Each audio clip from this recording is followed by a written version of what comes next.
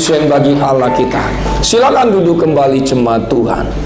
Terimalah salam saya dari depan mimbar ini. Shalom Tiberias. Masih kurang semangat. Shalom Tiberias. Apa kabarnya? Banyak berkat, banyak mukjizat, banyak kuasa, banyak kepeng. Sudah makan siang? Sudah? Yang belum nanti selesai ibadah kita makan sama-sama, tapi biar masing-masing. Haleluya. Bapak Ibu boleh di tengah, jangan jauh-jauh kan, jangan takut sama saya. Ayo, yang di belakang maju ke depan, yang sebelah kanan, sebelah kiri kumpul di tengah. Ayo. Silakan maju ke depan, atau ya satu ini saja kita. Ayo. Puji Tuhan. Puji Tuhan. Haleluya. Baiklah, tema atau judul khotbah kita hari ini berbicara tentang menyambut Natal dengan damai sejahtera. Apa tema khotbah kita hari ini? Menyambut Natal dengan damai sejahtera Allah. Saudaraku, kenapa saya membawakan tema ini? Tentu ada alasannya, supaya Anda dan saya menyambut Natal kita penuh dengan damai sejahtera Allah. Bapak Ibu yang dikasihi dalam nama Yesus, perlu saudara ketahui bahwa tidak sedikit, bahkan banyak orang Kristen hari-hari ini, ya, waktu menyambut Natal tidak memiliki damai sejahtera. Kenapa? Karena ya kita tahu bahwa ketika menyambut Natal itu ya biasanya istri nuntut sama suami supaya apa? Punya baju baru, punya sepatu baru. Lalu juga suami nuntut sama istri supaya apa? Punya mobil baru, rumah baru. Demikian juga anak-anak, ya kan, punya baju baru. Demikian juga mertua, ya kan. Biasanya Bapak Ibu, ya banyak orang Kristen memaknai Natal itu hanya cuman yang baru-baru, ya, baju baru, mobil baru, rumah baru, dan sebagainya. Tapi perlu saudara ketahui bahwa inti dari Natal adalah Yesus datang ke dunia bukan hanya menyelamatkan Anda dan saya, tetapi supaya saudara hidup dalam pertobatan. Bilang sama saya, katakan hidup dalam pertobatan. Amin. Jadi Bapak Ibu, hidup saudara bukan hanya menjadi lahir baru, tapi Anda dan saya, kita harus senantiasa yaitu hidup dalam pertobatan. Mari saudaraku, kita akan belajar hari ini dari kitab yaitu Yesaya pasal yang ke-9. Yesaya pasal yang ke-9 ayat yang ke-5 sampai dengan ayat yang ke-6. Yesaya pasal yang ke-9 ayat yang ke-5 sampai dengan yang ke-6. Karena ini cuma 2 ayat, yuk sama-sama kita baca. Yang sudah dapat katakan, wow puji Tuhan. Kurang semangat lagi kita katakan, wow puji Tuhan. Yuk sama-sama kita baca. 2, 3, iya. Sebab seorang anak telah lahir untuk kita, seorang putra telah diberikan untuk kita. Lambang pemerintahan ada di atas bahunya, dan namanya disebut orang penasihat ajaib, Allah yang perkasa, Bapa yang kekal, Raja damai. 6, sama-sama kita baca. 2, 3 ya. Besar kekuasaannya dan damai sejahtera tidak akan berkesudahan di atas tahta Daud dan di dalam kerajaannya. Terus, karena ia mendasarkan dan mengokohkannya dengan keadilan dan kebenaran dari sekarang sampai selama-lamanya. Kecemburuan Tuhan semesta alam akan melakukan hal ini. Berbahagialah bagi setiap kita hari ini yang mendengarkan firman Tuhan serta melakukan firman Tuhan ini dalam kehidupan kita setiap hari. Bapak Ibu yang dikasihi dalam nama Yesus, hari Natal sudah seharusnya kita sambut dengan sukacita. Hari Natal sudah seharusnya kita sambut dengan damai sejahtera. Kenapa? Karena yang lahir adalah Yesus, Sang Raja, Raja Damai. Bapak Ibu yang disebut nama Yesus, kalau saja Yesus dikatakan Sang Raja Damai, maka tantangan seberat apapun yang saudara alami hari-hari ini, saya percaya Bapak Ibu, saudara harus mengalami yang namanya damai sejahtera di dalam Tuhan. Nah, Nabi Yesaya Bapak Ibu, Nabi Yesaya menubuatkan Yesus akan datang ke dalam dunia. Yesus akan lahir ke dalam dunia. Makanya dikatakan namanya disebut sebagai penasehat, ajaib, Allah yang perkasa, Bapa yang kekal, dan Raja, Raja Damai. Saudara-saudaraku, yang menjadi pertanyaan kita hari ini adalah, apakah itu damai sejahtera? Damai sejahtera dalam bahasa Ibrani dikatakan shalom. Dalam bahasa Ibrani dikatakan shalom. Tetapi dalam bahasa Yunani dikatakan irene, yang artinya kesejahteraan, yang artinya kekayaan, yang artinya kehormatan. Tahukah saudaraku yang dikasih dalam nama Yesus, damai sejahtera yang dunia berikan berbeda dengan damai sejahtera yang Allah berikan. Ada begitu banyak hari-hari ini orang Kristen, kalau punya kepeng banyak, mereka berkata, Pak, saya damai sejahtera. Kalau punya jabatan yang mentereng, saudara kan bilang, Pak, saya damai sejahtera. Kalau punya rumah, punya apartemen, punya mobil yang baru, punya segala-galanya, saudara kan bilang, Pak, saya punya damai sejahtera Allah. Tapi tak apa saudaraku, sah-sah saja. Karena kenapa kita sebagai orang Kristen memang kita patut diberkati oleh Tuhan, betul? Tetapi saya ingin memberitahu sebagai hamba Allah, damai sejahtera yang dari dunia itu bersifat sementara. Tetapi damai sejahtera dari Allah dalam situasi kondisi apapun yang saudara hadapi hari-hari ini, saya percaya di dalam Kristus. Oleh sebab itu saudara harus memiliki yang namanya damai sejahtera Allah. Ini saudara perlu ketahui dan pahami bahwa ada begitu banyak orang Kristen ya belum mengerti, belum memaknai arti damai sejahtera Allah dalam sesungguhnya. Tapi kalau saudara hari ini datang dan hadir mendengarkan firman Tuhan, Yesus datang dari surga ke dunia ini, tidak hanya saja mengampuni dosa kita, tetapi Dia memberikan damai sejahtera Allah. Bagaimana caranya Pak Pendeta? Caranya adalah bahwa Roh Kudus berdiam diri dalam hidup saudara. Maka orang yang tinggal di dalam Yesus, Roh Kudus berdiam diri dalam hidup saudara, maka Roh Kudus tugasnya adalah membimbing dan memberikan Anda dan saya damai sejahtera Allah. Sebab itu kalau kita lihat, perhatikan Alkitab saudara, Alkitab saya Bapak Ibu, ya, dari perjanjian lama, ketika manusia jatuh ke dalam dosa Adam dan Hawa, mereka ketakutan, mereka hilang damai sejahtera Allah, iya kan? Tetapi Bapak Ibu, konsekuensi dari dosa yang diterima oleh Adam dan Hawa, mereka mengalami kutuk penderitaan, mereka mengalami mengembara. Tetapi Bapak Ibu, dalam konteks perjanjian baru nanti kita akan lihat bagaimana Yesus datang lahir ke dunia ini, memberikan damai sejahtera kepada manusia. Betul? Yang awalnya manusia jatuh ke dalam dosa, yang awalnya manusia mengalami kutuk penderitaan, Yesus lahir, Yesus datang ke dunia ini bukan hanya diberkati, tapi memberikan damai sejahtera Allah. Hari ini Bapak Ibu kita akan belajar ada 3 hal bagaimana damai sejahtera Allah itu ya kita dapatkan, kita alami dalam menyambut Natal. Yang pertama, mari buka Alkitab kita dalam Injil Matius pasal 1 ayat 21. Saya akan bacakan sama saudara. Matius pasal 1 ayat 21. Ia akan melahirkan anak laki-laki, yaitu siapa? Maria.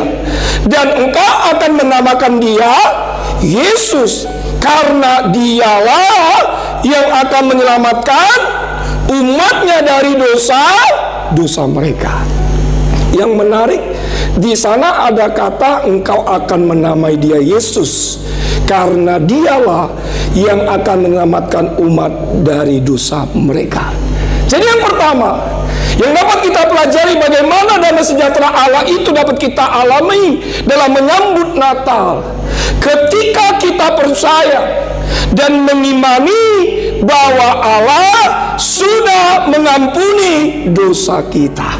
Amin. Iya. Ceritanya begini dalam Injil Matius pasal 1 itu, kalau saudara baca Alkitab saudara baik-baik, ayat 18 sampai dengan 25, kan waktu itu kan ya Yusuf masih status bertunangan dengan Maria. Kita tahu Yusuf adalah orang yang tulus hati, dan Yusuf tidak mau mencemarkan nama Maria, tapi dengan diam-diam Yusuf ingin menceraikan Maria pada saat itu. Apa yang terjadi Bapak Ibu? Lalu malaikat Allah menampakkan diri kepada Yusuf. Iya kan? Tetapi berbeda kalau saudara pelajari Alkitab saudara di dalam Injil Matius, malaikat Allah menampakkan diri kepada Yusuf. Tetapi di dalam Injil Lukas, malaikat Allah menampakkan diri kepada Maria. Betul? Nanti saudara baca Alkitab saudara baik-baik ya. Nah, apa yang terjadi Bapak Ibu? Malaikat Allah menampakkan diri nih kepada Yusuf. Malaikat bilang begini, Cuk, kalau bagi orang Tangerang kan nama Yusuf itu dipanggilnya Ucup. Iya, ya kan, kalau orang Batak bilangnya Ucok. Ya kan, ini versinya saya, saudara jangan tiru ya. Datang malaikat Allah, Ucup.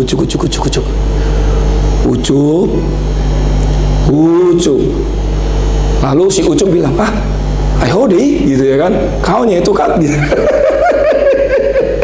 Bahasa Mandarinnya kan. Ya kenapa? Kamu jangan cemarkan, maksudnya kamu jangan ceraikan Maria. Nah, kenapa? Ya karena Maria itu mengandung dari Roh Kudus. Berilah anak itu namanya Yesus, karena dialah yang akan menyelamatkan dosa manusia. Ya kan? Jadi perhatikan baik. Kalau saja nubuatan Nabi Yesaya yang disampaikan Nabi Yesaya 750 tahun sebelum Yesus datang ke dalam dunia, ya kan, digenapi dalam perjanjian baru, dan Yesuslah yang menyelamatkan dosa umat manusia. Yesuslah yang mengambil rupa manusia, firman yang telah menjadi manusia. Kenapa Yesus mengambil rupa manusia? Karena satu tujuannya, supaya dosa manusia diampuni, supaya Yesus bisa menebus. Jadi kalau pelajari Alkitab saudara, kata menebus itu diambil dari istilah pegadaian. Saudara pernah ke pegadaian? Oh puji Tuhan, nggak pernah. Puji Tuhan. Kalau saudara pernah pergi ke pegadaian, saudara menggadaikan cincin tuh ya. Ini kelihatan nih kayaknya sering ke pegadaian nih. Bercanda, ya kan? Kalau khotbah siang-siang jangan terlalu serius. Nah, saudara pergi pegadaian nih, lalu saudara misalkan mau gadai cincin nih, iya kan? Lalu gadai cincin, dicek dulu cincinnya, benar-benar emas apa enggak kan gitu kan? Wah ini emas. Lalu orang pegadaiannya bilang begini, Pak, ya ini jumlah cincinnya hanya bisa dipinjam, ya dipakai duitnya sekitar 2 juta sekian gitu, 2.100.000. Oh ya nggak apa-apa. Lalu jangka waktunya misalkan 3 bulan. Kalau saudara bergadai cincin ya 3 bulan biasanya. Lalu Bapak Ibu, nah biasanya sebelum jatuh tempo, kalau sudah punya duit gitu ya kan, kalau saudara datang ke pegadaian, nah setelah saudara datang ke pegadaian, Bapak Ibu membawa surat penebus. Membawa apa? Ya penebusan itu. Apa? Duit gitu kan. Karena saudara ingin menebus cincin yang saudara gadaikan. Nah, dari istilah ini Bapak Ibu yang dikasih dalam nama Yesus, untuk itulah Yesus menjadi manusia, mengambil rupa manusia, supaya posisi kita yang berdosa digantikan oleh Yesus. Saudara nangkap sampai sini? Jadi waktu saudara berdosa, waktu saudara mengalami kutuk penderitaan, Waktu saudara mengalami yang namanya sakit penyakit, semuanya diambil oleh Yesus, posisinya digantikan oleh Yesus, maka saudara, yaitu dosanya dibebaskan, sakit penyakitnya disembuhkan, kutuknya ditanggung oleh Yesus. Makanya di atas kayu salib Yesus berkata, "It's finished, tetelestai," sudah selesai. Amin. Nah, dosa kita Bapak Ibu diampuni bukan dengan apa? Barang yang fana. Bukan dengan emas atau perak. Dosa Anda dan saya diampuni dengan darah yang mahal. Coba kita buka dulu 1 Petrus ya. 1 Petrus pasal 1 ayat 18 sampai dengan 19. Yuk sama-sama kita baca. 2, 3 ya. Sebab kamu tahu bahwa kamu telah ditebus dari cara hidupmu yang sia-sia, yang kamu warisi dari nenek moyangmu. Siapa itu? Adam dan Hawa. Itu bukan dengan barang yang fana, bukan pula dengan perak atau emas, melainkan dengan darah yang mahal, yaitu darah Kristus, yang sama seperti darah anak domba, yang tak bernoda dan tak bercacat. Ayat ini Bapak Ibu digenapi di dalam Imamat pasal 4. Saudara perhatikan, baca Alkitab saudara baik-baik. Waktu bangsa Israel tanpa sengaja berbuat dosa, dan bangsa Israel harus membawa korban. Korbannya apa? Domba atau lembu yang tidak bercacat. Lalu mereka bawa nih di hadapan Allah itu. Nah di situ Bapak Ibu ada imam, ya kan? Lalu darahnya, imam mencelupkan jarinya ke dalam darah korban binatang itu, dan imam memercikannya 7 kali, ya kan? Nah Bapak Ibu yang dalam nama Alkitab sudah mengatakan bahwa dosa bangsa Israel diampuni, dan itu bertahan cuma sekali setahun. Jadi ketika bangsa Israel berbuat dosa, mereka harus membawa korban kepada Allah. Tetapi dalam perjanjian baru, ayat yang barusan saja kita baca digenapi,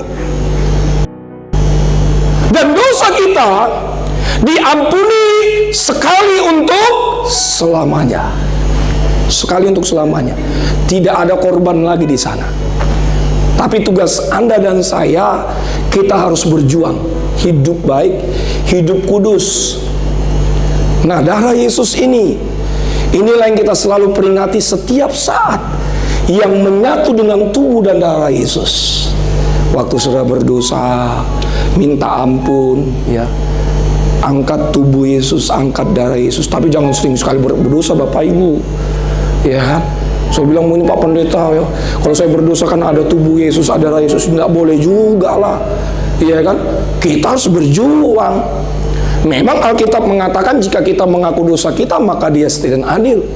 Tapi Bapak Ibu dengar baik, Rasul Paulus mengatakan bagian kita harus kita kerjakan, kita mengerjakan keselamatan kita dengan takut dan gentar. Sebab itu visi misinya ya Tiberias apa? Mempersiapkan jemaat yang kudus, misionaris dan siap ke surga. Bahkan ya almarhum gembala sidang kita Pak Pariaji ya selalu menyampaikan dalam suara gembala sidang ya, suci berpikir, suci perkataan, suci perbuatan. Jadi tugas saudara hidup baik, tugas saudara hidup kudus, tugas saudara hidup suci. Ya walau dosa kita sudah diampuni sekali untuk selamanya. Makanya kita harus berjuang Bapak Ibu. Saudaraku dalam nama Yesus, saya sebagai hamba Allah mengajak saudara hari ini. Memang kadangkala dunia menawarkan ya membuat kita jatuh ke dalam dosa. Iblis sering sekali membuat Anda dan saya jatuh ke dalam dosa. Tapi dengar baik, Alkitab mengatakan roh yang ada di dalam hidup saya dan saudara lebih besar daripada roh yang ada dalam dunia ini. Saudara, ada alarmnya apa? Roh Kudus yang selalu mengingatkan saudara supaya kita tetap berjuang. Amin. Karena keselamatan itu sudah ditanggung, sudah diselesaikan oleh Yesus dengan darah yang mahal.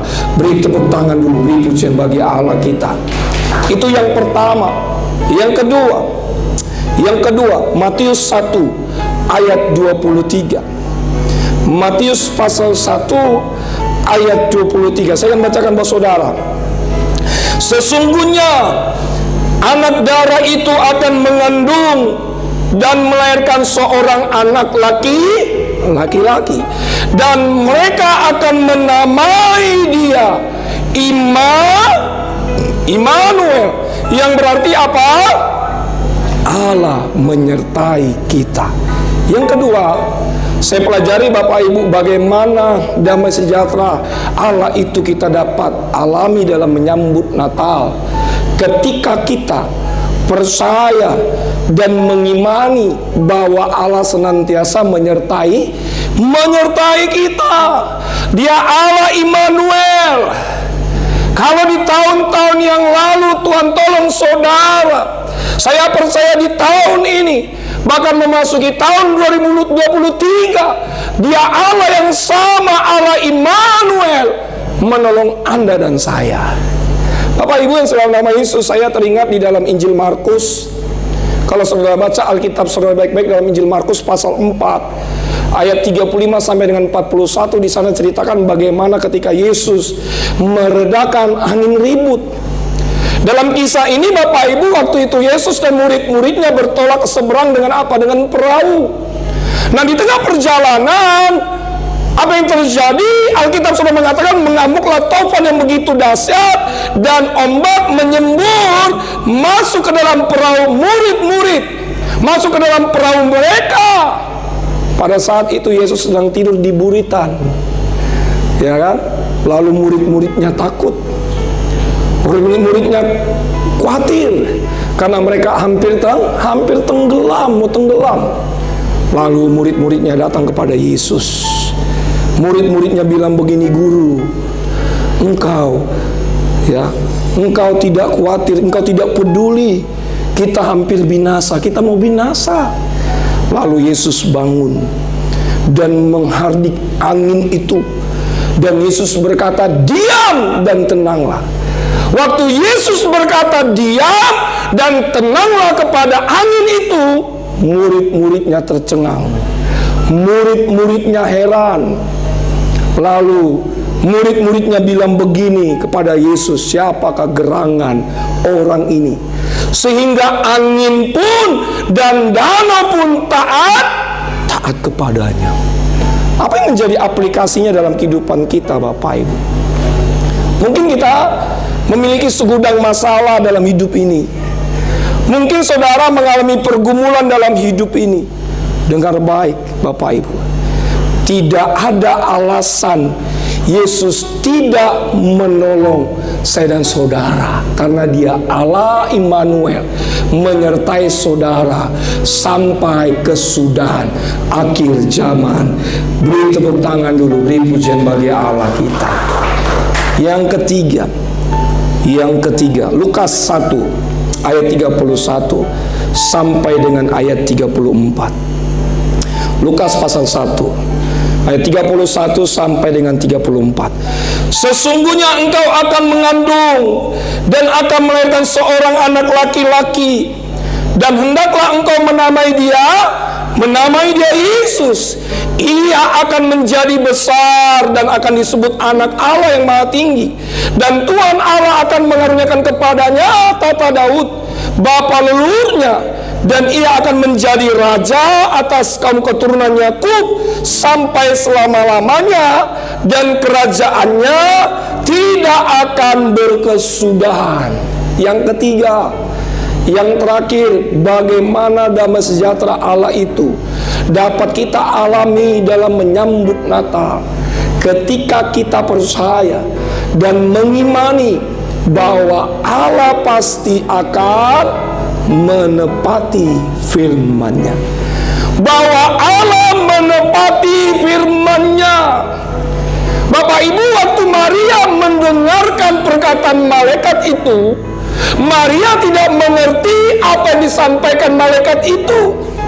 Tetapi dengan kerendahan hati Maria, dengan ketaatannya, di ayat 38 kalau saudara baca, Bapak Ibu, dia bilang begini, sesungguhnya aku ini adalah hamba Tuhan, jadilah padaku menurut perkataanmu itu. Jadi Maria taat, Maria setia. Saudara, itu dalam nama Yesus, firman Allah pasti digenapi dalam hidupmu. Amin. Firman Allah pasti digenapi. Tuhan tidak akan pernah ingkar janji menggenapi firman-firman-Nya. Amin, pasti digenapi. Bapak Ibu, saudara baca Alkitab saudara baik-baik. Dari perjanjian lama sampai perjanjian baru, firman Allah pasti digenapi. Kita ambil contoh siapa? Abraham. Janji tentang apa? Keturunan. Ya kan? Digenapi. Iya, menjadi keturunan yang sangat besar. Keturunan seperti banyak bintang di langit dan pasir di tepi laut. Keturunan Abraham juga itu mendapatkan berkat yang luar biasa. Janji ini digenapi. Dalam perjanjian baru juga, apa yang telah dinubuatkan oleh nabi-nabi, Nabi Yesaya, Nabi Mika, Yesus akan lahir, akan datang, digenapi. Bapak Ibu, saya teringat ya, ada pujian bilang begini, ya penyanyinya Edwan Chen, dengan judulnya bilang begini, jangan pernah menyerah. Saudara tahu lagunya? Saudara tahu lagunya? Nggak tahu? Wah, jangan-jangan sering sekali lagunya bukan rohani lagi, lagu duniawi. Lagunya udah berbeda lagi kan? Lagunya begini Bapak Ibu, Tuhan tak pernah janji langit selalu biru, tetapi Dia berjanji selalu menyertai. Tuhan tak pernah janji jalan selalu rata, tetapi Dia berjanji berikan kekuatan. Jangan pernah menyerah, jangan berputus asa. Mujizat Tuhan ada saat hati menyembah. Jangan pernah menyerah, jangan berputus asa. Mujizat Tuhan ada bagi yang setia dan Memang Tuhan tidak pernah berjanji langit selalu biru, tetapi Tuhan berjanji menyertai Anda dan saya selama-lamanya. Memang Tuhan tidak pernah berjanji jalan saudara selalu rata, tetapi Tuhan berjanji memberikan kekuatan. Amin. Kalau saudara hari ini penyakitnya belum sembuh, usahanya masih macet, ya, ditinggalkan oleh suami, diculik Tante Kunti suaminya, ya, istri belum bertobat, dengar baik, janji Allah pasti digenapi. Amin. Rasa-rasanya saudara berjalan kayak tertati-tati gitu, Tuhan, gimana ya? Kok lama sekali doa saya dijawab oleh Tuhan? Dengar baik, Dia pasti memberikan kekuatan. Satu kuncinya, saya ingin beritahu saudara, bersabarlah menantikan janji Tuhan. Tetap teguhlah menantikan janji Tuhan, karena Tuhan yang kita sembah pasti menggenapi setiap firman-Nya. Beri tepuk tangan, beri pujian bagi Allah kita. Tutup Alkitab kita, tutup Alkitab saudara. Mari kita bersatu dalam doa. Terima kasih Tuhan.